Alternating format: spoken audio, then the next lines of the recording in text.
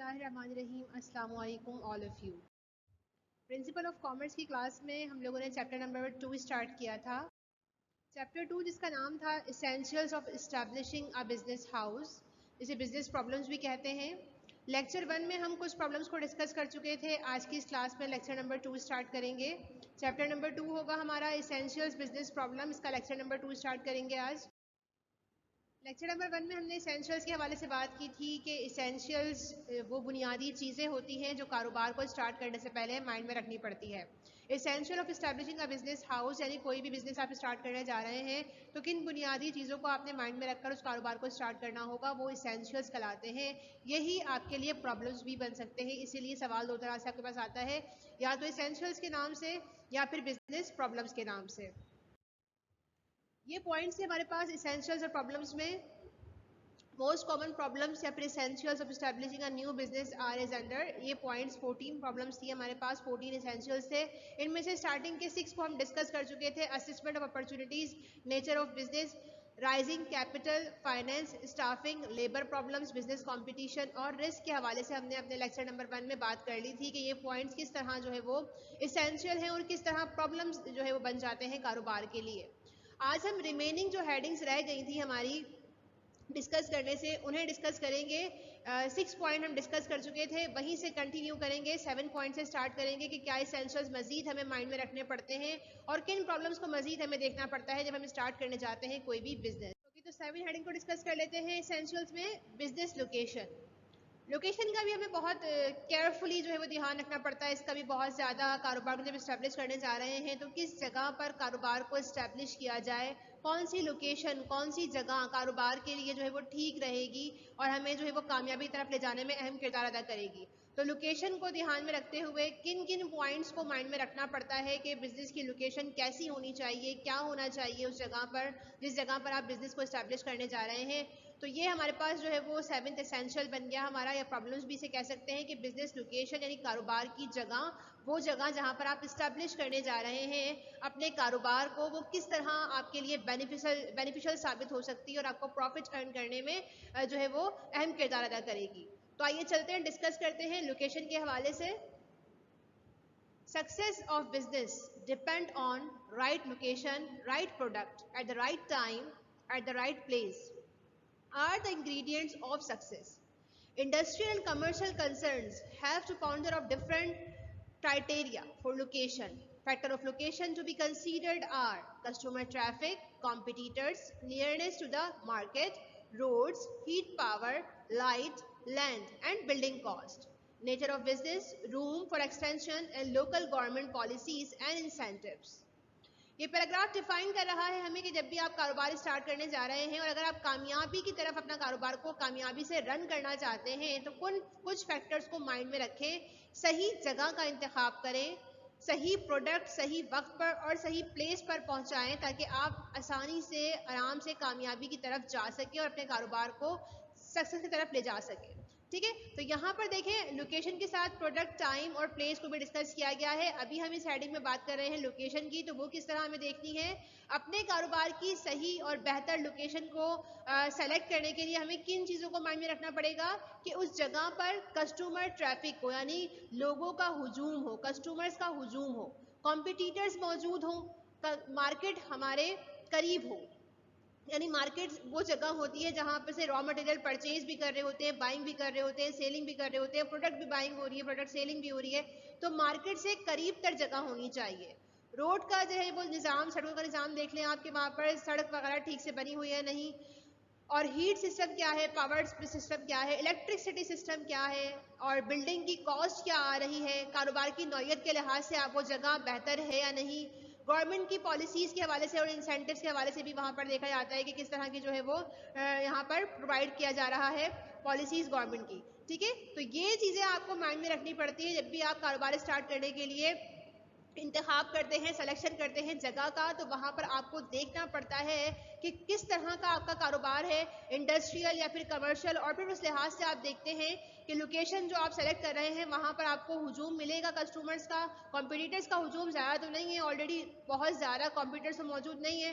Competitors का होना market में आपके लिए एक तरह बेनिफिशियल भी हो सकता है। एक तरह तो आपको ये क्वालिटी को इंप्रूव करने में अहम किरदार अदा करता है, लेकिन अगर कॉम्पिटिटर्स ज़्यादा हैं तो फिर वहाँ पर सर्वाइव करना भी मुश्किल हो जाता है। ठीक है, तो ये भी देखना है आपको कि कॉम्पिटिटर्स दोनों लिहाज से आप देख लें ज़्यादा है या कम है, आपकी जो बिजनेस है वो करीब तर हो मार्केट से, रोड का सिस्टम ठीक हो, heat power water system, light system जो है, इलेक्ट्रिसिटी सिस्टम है, ये सब भी जो है वो देखकर आपको इस्टेब्लिश करना है अपने बिजनेस को। ओके, इसके बाद नेक्स्ट हम बात कर लेते हैं गवर्नमेंट पॉलिसीज़ की। Next essential next business problem हमारे पास है गवर्नमेंट की पॉलिसीज़। गवर्नमेंट की पॉलिसीज़ बहुत ज़्यादा इफेक्ट करती हैं बिजनेस पर, बहुत ज़्यादा इम्पैक्ट होता है पॉलिसीज़ का गवर्नमेंट की कारोबार पर। किस तरह, आइए इस हेडिंग को डिस्कस करते हैं। Government policies either encourage the starting of a new business. The government role remain there in reference to labor laws, Factory Act, wage policies, Income Tax Act, Import and Export policies, Companies Act, Partnership Act, Budget, Custom Duty, Tariff and Production policies, etc. ये तमाम चीज़ें जो भी laws हैं, कवानीन हैं, ये बनाने में गवर्नमेंट अहम किरदार अदा करती है। जब हम कारोबार स्टार्ट करने जा रहे हैं तो कारोबार में हमें लेबर को हायर करना पड़ता है, तो जो कि स्टाफिंग कहलाता है। लेबर को जॉब पर रखना, जॉब से निकालने का प्रोसेस स्टाफिंग कहलाता है। और हमें लेबर रिक्वायर्ड होती है, तो लेबर के लिए कुछ कवानीन बना रखे होते हैं गवर्नमेंट ने, जो कि लेबर लॉज कहलाते हैं। वो भी इम्पेक्ट कर रहे होते हैं हमारे बिजनेस पर कि लेबर के लिए क्या कवानीन है, फैक्ट्री के लिए क्या कवानीन है, वेजेस पॉलिसीज़ क्या होंगी, सैलरी पॉलिसीज़ क्या होंगी, इनकम टैक्स कितना लग रहा है गवर्नमेंट की तरफ से, इनकम टैक्स एक्ट क्या कह रहा है, इंपोर्ट का प्रोसीजर क्या है, एक्सपोर्ट का प्रोसीजर क्या है, क्या पॉलिसीज़ गवर्नमेंट ने इंपोर्ट और एक्सपोर्ट के लिए बनाई हुई हैं। इंपोर्ट का मतलब होता है गुड्स को बाइंग कर लेना आउटसाइड कंट्री से, बाहर मुल्क से गुड्स को परचेज कर लेना, और एक्सपोर्ट का मतलब होता है अपनी गुड्स को बाहर मुल्क को सेल आउट कर देना, एक्सपोर्ट कहलाता है। इसके अलावा कंपनी अगर आप रनअप कर रहे हैं, कंपनी का कारोबार आप कर रहे हैं, तो उसके लिए क्या कवानीन बनाए हुए हैं, कौन से एक्ट के तहत जो है वो कंपनी स्टैब्लिश की जाएगी। पार्टनरशिप के लिए गवर्नमेंट ने क्या जो है वो रूल्स डिस्क्राइब किए हुए हैं, गवर्नमेंट ने किस तरह जो है बजट डिस्क्राइब किया हुआ है, इनकम एक्सपेंस और रेवेन्यू समरी को किस तरह जो है वो एक्सप्लेन किया हुआ है। कस्टम ड्यूटीज जो लगती हैं इम्पोर्ट एक्सपोर्ट पर, जो टैरिफ टैक्स लगता है इंपोर्ट एक्सपोर्ट पर, उसका क्या रूल है, उसका क्या प्रोसीजर है, गवर्नमेंट की तरफ से क्या पॉलिसीज़ है। इसके अलावा प्रोडक्शन की पॉलिसीज़ क्या हैं। तो ये तमाम रूल्स, तमाम रेगुलेशंस, तमाम लॉज, तमाम एक्ट जो है वो बिजनेस पर इफेक्ट कर रहे होते हैं।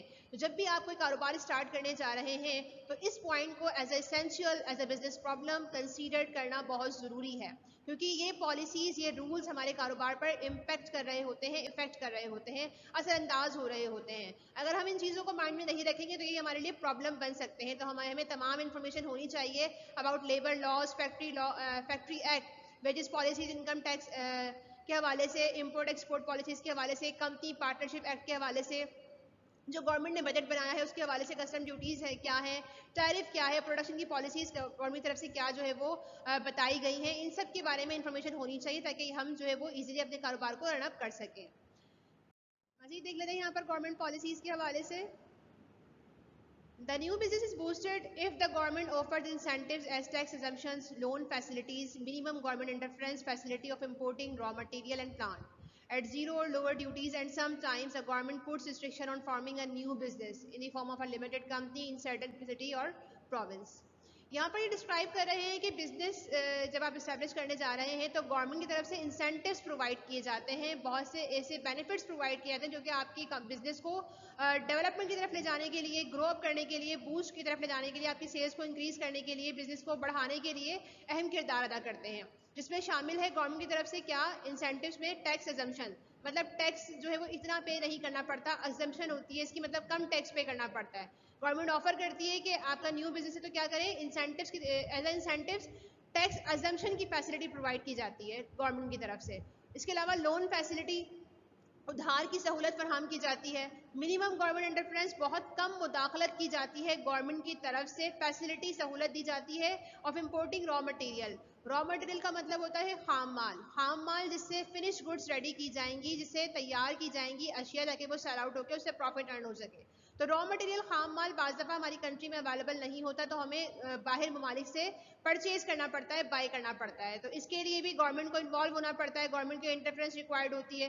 तो गवर्नमेंट की मुदाखलत कम से कम हो, गवर्नमेंट क्या क्या करे, जो इम्पोर्ट कर रहे हैं रॉ मटेरियल उसमें कम मुदाखलत करे, ये भी एक इंसेंटिव होता है गवर्नमेंट की तरफ से। And plan at zero lower duties, बहुत कम ड्यूटीज लगाएं, क्योंकि जब भी इम्पोर्ट एक्सपोर्ट करते हैं तो कस्टम ड्यूटीज होती हैं, टैरिफ की ड्यूटी होती है, टैक्स जो है वो लग रहे होते हैं, एक्साइज ड्यूटीज पे करनी पड़ी होती है, तो गवर्नमेंट की तरफ से कम ड्यूटीज जो है वो हासिल की जाती है। And sometimes government puts restriction, और बाज़ दफ़ा गवर्नमेंट रुकावटें भी जो है वो क्रिएट करती है न्यू बिजनेस आप इस्टेब्लिश करने जा रहे हैं तो उसके सिलसिले में। तो यहाँ पर गवर्नमेंट की पॉलिसीज दोनों ही तरह से इम्पेक्ट कर रही होती है बिजनेस पर, पॉजिटिव वे में भी और नेगेटिव वे में भी।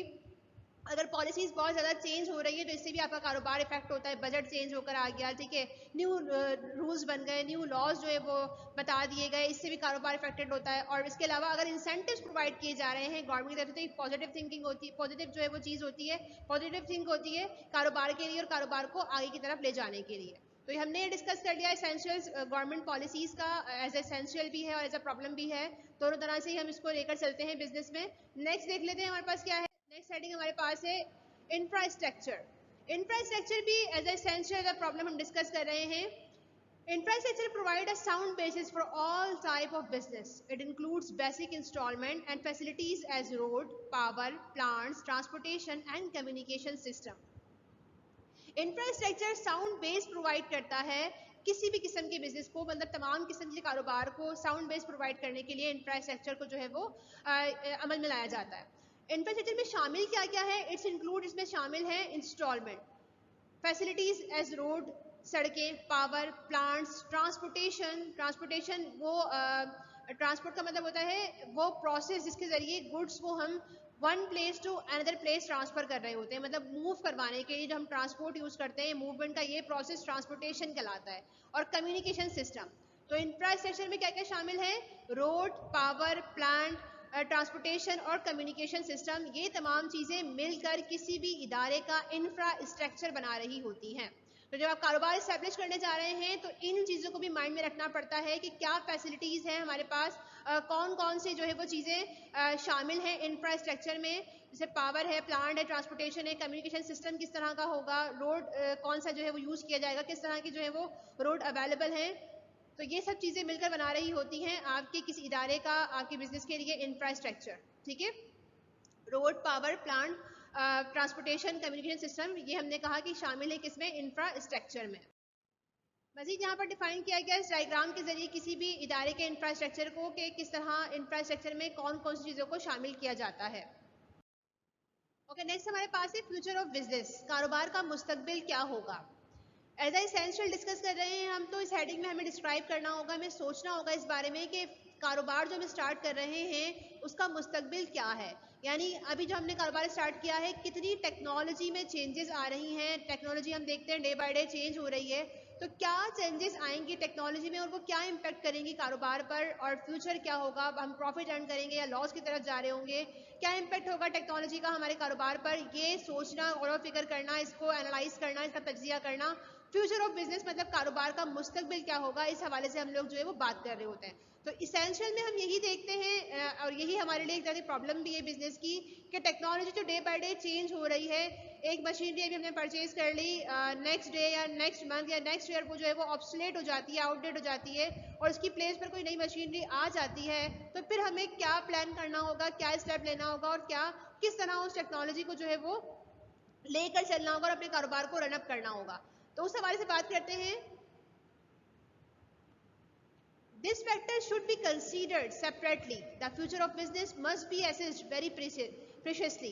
The factor of technology is of special consideration because it is fast changing and almost daily renders all product outdated and obsolete.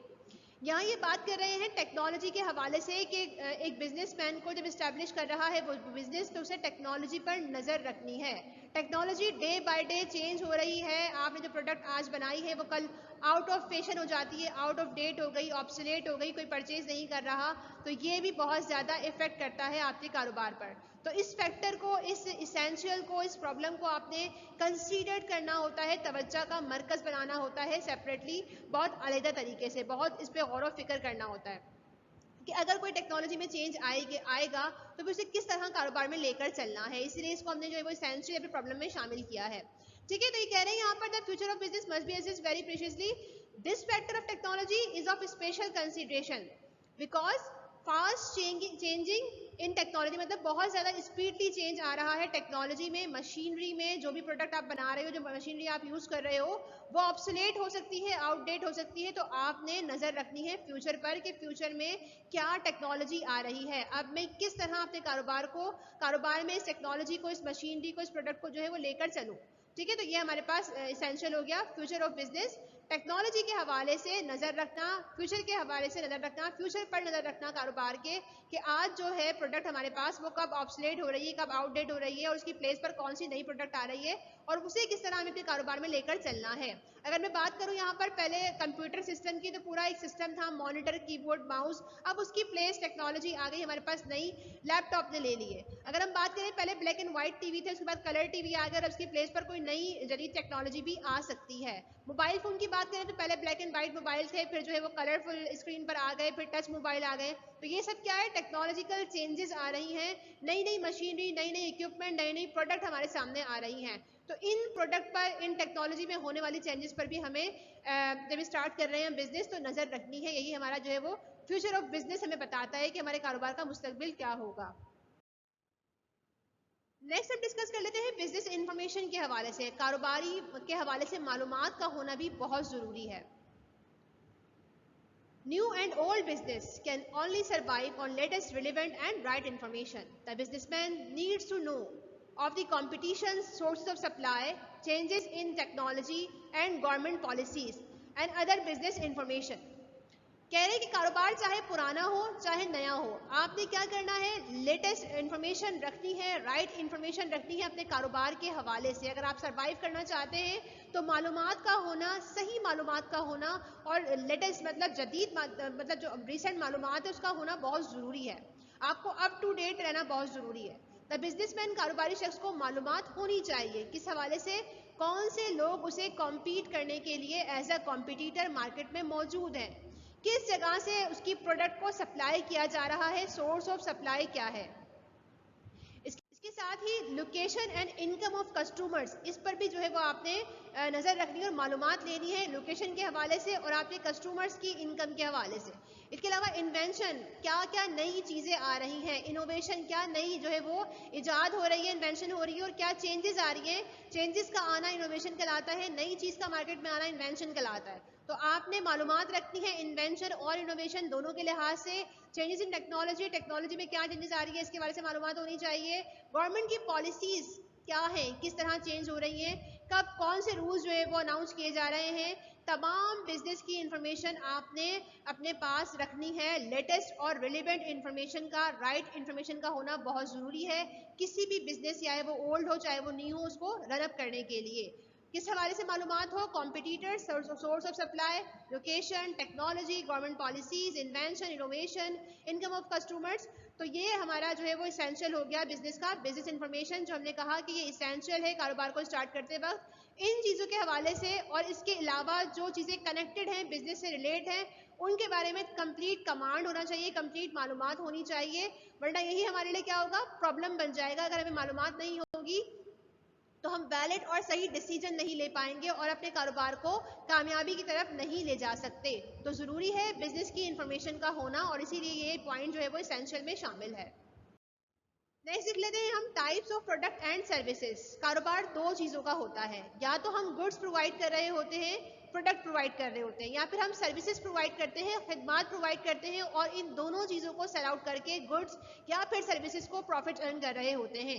तो जब आप कारोबार स्टार्ट करने जा रहे हैं तो आपने डिसाइड करना होता है कि आप प्रोडक्ट सेल आउट करने जा रहे हैं या फिर सर्विसेज के जरिए प्रॉफिट अर्न करने जा रहे हैं। तो इसको भी, इस वाली पॉइंट को भी हमने एसेंशियल में डिस्कस करना है। ये पॉइंट डिस्क्राइब कर रहा है हमें, it has to be decided what type of goods and services are to be offered to the customers and whether they are to be manufacturer और brought. Products are offered to the public on the basis of price, color, size, design, model, packing and warranty.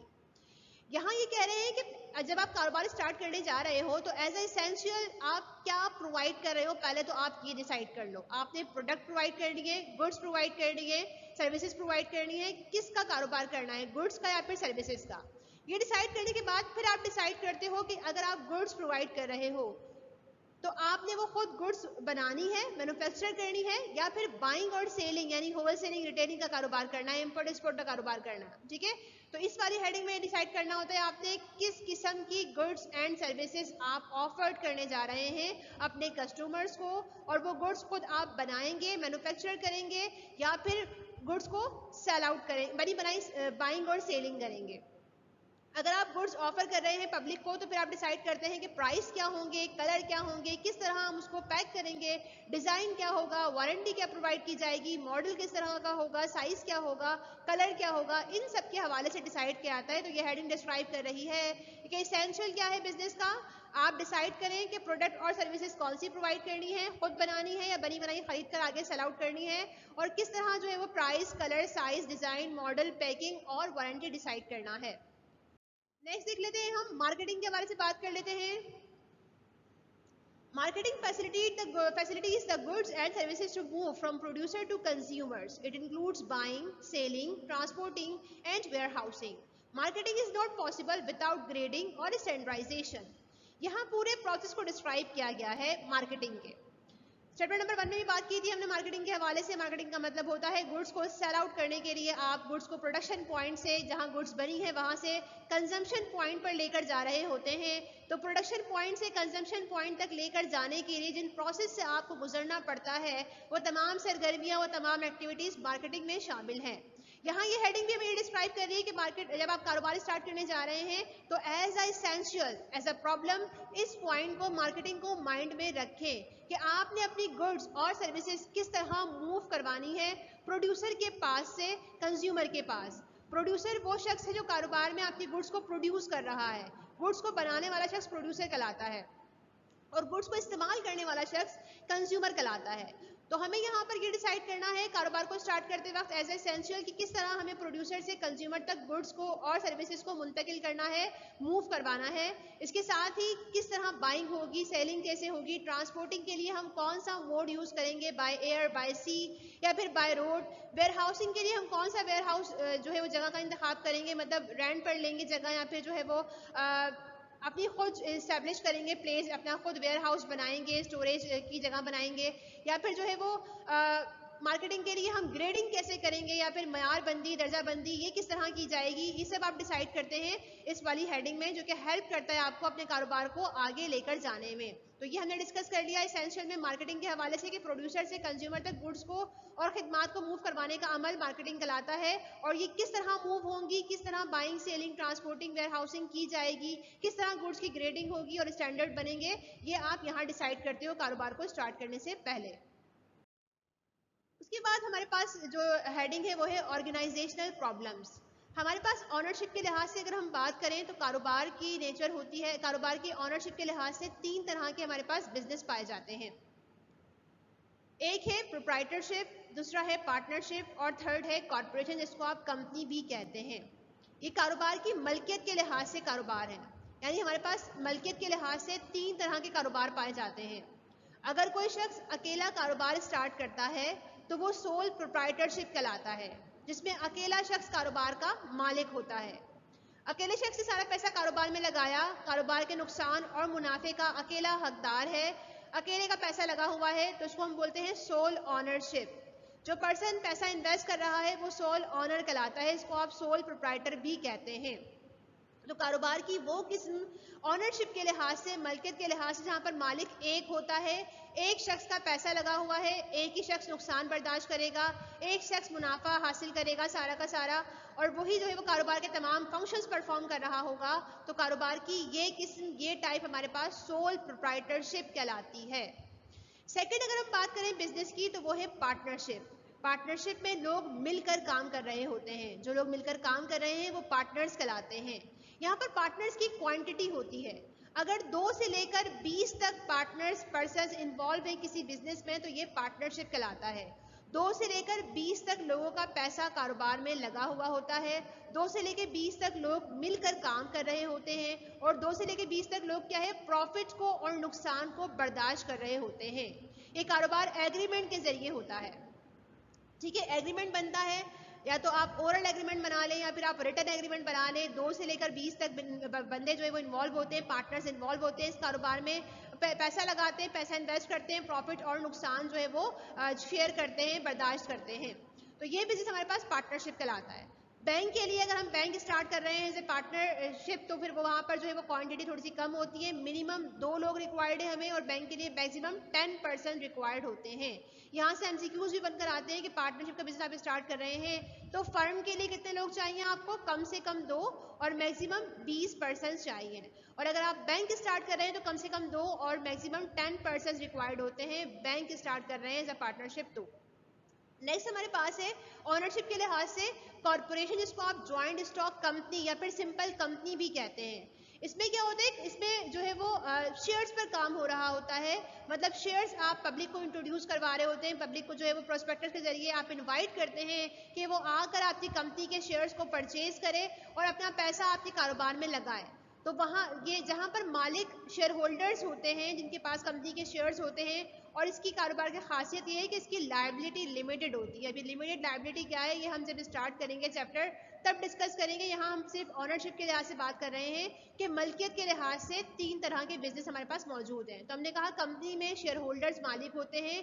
Share holders वो लोग होते हैं जिनका पैसा company में invest हुआ है, कंपनी में लगा हुआ है, और वो कारोबार जो शेयर्स पर काम कर रहा होता है वो कंपनी या फिर कॉर्पोरेशन कहलाता है, जिसकी लायबिलिटी लिमिटेड होती है।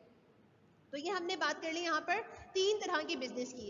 अब इस वाली हेडिंग में हम दोबारा आते हैं अपने टॉपिक पर, एसेंशियल की हम बात कर रहे थे। तो ये किस तरह एसेंशियल है, देखिए हमें यहाँ पर डिसाइड करना होता है कि हम कारोबार किस तरह का कर रहे हैं, या क्या हम सोल प्रोप्राइटरशिप स्टार्ट करें, क्या हम पार्टनरशिप स्टार्ट करें, या फिर हम कंपनी स्टार्ट करें। सोल प्रोप्राइटरशिप में अकेला पर्सन मालिक होता है, पार्टनरशिप में पार्टनर्स मालिक होते हैं, और कंपनी में शेयर होल्डर्स मालिक होते हैं। अब कारोबार की यहाँ पर साइज के लिहाज से भी बता दूं मैं आपको कि सोल प्रोप्राइटरशिप और पार्टनरशिप छोटे कारोबार हैं, स्मॉल स्केल पर होते हैं, कम पैसा रिक्वायर्ड होता है। कंपनी बड़ा कारोबार है, लार्ज स्केल पर होता है और ज़्यादा पैसा रिक्वायर्ड होता है। अब जब कारोबार छोटा होगा तो प्रॉफिट भी कम होगा, पैसा भी कम रिक्वायर्ड है, खतरा भी कम होगा और मसाइल भी कम होंगे। अगर कंपनी बड़ा कारोबार है, ज़्यादा पैसा है, खतरा भी ज़्यादा है, प्रॉफिट भी ज़्यादा हो रहा है और मसाइल का सामना भी ज़्यादा है। तो यहाँ पर हम बात कर रहे हैं इदारे के मसाइल के लिहाज से। हेडिंग डिस्क्राइब कर रही है कि आप जब कारोबार स्टार्ट करने जा रहे हैं तो वहाँ किस तरह के मसाइल आ सकते हैं, उसको भी आप माइंड में रखें। अगर आपने स्टार्ट किया सोल प्रोप्राइटरशिप और पार्टनरशिप का बिजनेस तो यहाँ पर आपको कम मसाइल का सामना होगा, और अगर आपने स्टार्ट किया कंपनी तो आपको वहाँ पर ज़्यादा मसाइल का सामना करना पड़ सकता है। The businessman first has to decide in what form his business is to start. He may decide on sole proprietorship, partnership, joint stock company जिसको आप कॉर्पोरेशन भी कहते हैं, या फिर कोऑपरेटिव सोसाइटी। इन चारों में से आपने कौन सा बिजनेस करना है। ऐसे मैंने यहाँ पर कोऑपरेटिव सोसाइटी को डिस्कस नहीं किया है क्योंकि हम प्रॉफिट के पॉइंट ऑफ व्यू से बात कर रहे हैं। तो मेन जो हमारे पास आते हैं बिजनेस सोल प्रोप्राइटरशिप, पार्टनरशिप और ज्वाइंट स्टॉक कंपनी है। ठीक है, तो यहाँ पर हमें ये डिसाइड करना पड़ता है कारोबार के जो मसाइल हैं उसके लिहाज से हम देखें कि हमें कौन सा कारोबार करना है। हम पार्टनरशिप करें, हम सोल प्रोप्राइटरशिप करें, अकेले कारोबार करें, या फिर मिलकर कारोबार करें, या फिर शेयर्स पर जो कारोबार होता है वो हम स्टार्ट करें, कंपनी स्टार्ट करें।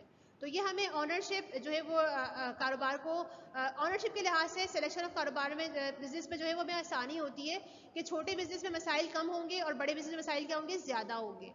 तो ये था हमारा लास्ट पॉइंट। ओके क्लास, तो यहाँ पर हमारा चैप्टर नंबर 2 होता है कंप्लीट। चैप्टर 2 जिसका नाम था एसेंशियल ऑफ बिजनेस, या फिर इसे बिजनेस प्रॉब्लम्स भी कहते हैं। लेक्चर नंबर 1 में हमने इस चैप्टर के 6 पॉइंट को कवर किया था। रिमेनिंग पॉइंट्स को आज हमने लेक्चर नंबर 2 में कवर किया है।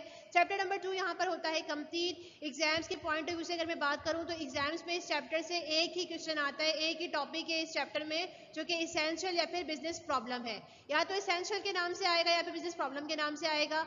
ठीक है, तो आपने 14 हेडिंग्स को डिस्क्राइब करना होता है। अब अगर ये शॉर्ट क्वेश्चन में आता है तो आपने लिस्ट सॉल्व करके 5 हेडिंग्स को एक्सप्लेन करना होता है, और अगर जो है वो लॉन्ग क्वेश्चन में आया तो आपने सारी हेडिंग्स को सीक्वेंस से और तरतीब से जो है वो एक्सप्लेन करना होता है इन डिटेल।